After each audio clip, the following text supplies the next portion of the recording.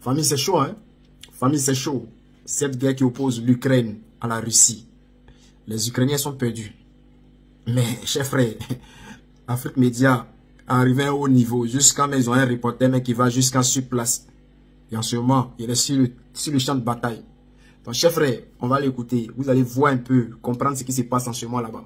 Mais ce que l'on peut dire, c'est que il faudrait que cette guerre-là s'arrête parce que nous, on doit bientôt entamer la libération de la Côte d'Ivoire. Donc, pour l'instant, on veut se concentrer sur cette histoire de la Côte d'Ivoire. Voilà, mais même si on comprend que Vladimir Poutine, en ce moment, il n'a plus trop la pression, qu'il gère, il contrôle cette zone-là. Mais frère, ils n'ont qu'à faire, ils vont arrêter, nous, on va se concentrer sur la Côte d'Ivoire. Bonjour à tous, c'est Adrien Bocquet pour Afrique Média et IR International Investigation. Nous sommes ici donc dans une zone extrêmement dangereuse où il y a justement des attaques de drones kamikazes ukrainiennes. Nous avons ici donc une voiture qui a explosé ce matin.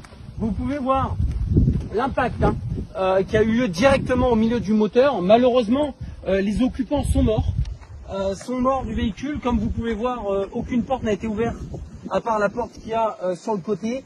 Tous les occupants sont décédés et ces occupants étaient des civils. Le problème, c'est que l'armée ukrainienne ne distingue pas les voitures civiles aux voitures militaires.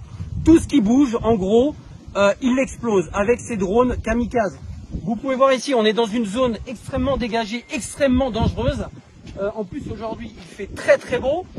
C'est pour cela qu'on ne va pas rester longtemps ici, car là, nous sommes complètement à découvert. Un autre drone pourrait tout simplement venir nous taper actuellement. Vous pouvez voir, hein, une deuxième voiture a été tapée ce matin au même moment. Hein. Il y avait deux voitures. Là, il y a eu un mort et plusieurs blessés. Je ne vais pas aller jusque là-bas. On va vite retourner à notre voiture pour partir, car comme vous pouvez le voir, hein, la zone est extrêmement dangereuse.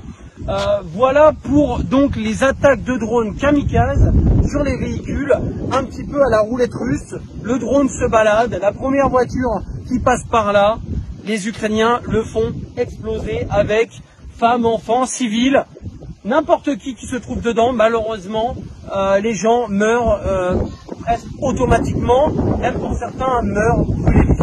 Donc comme vous pouvez voir, on a ramassé quelques morceaux. Donc là, on a un rotor avec 3 pales hein, de drone hein, qu'on a récupéré à côté de la voiture.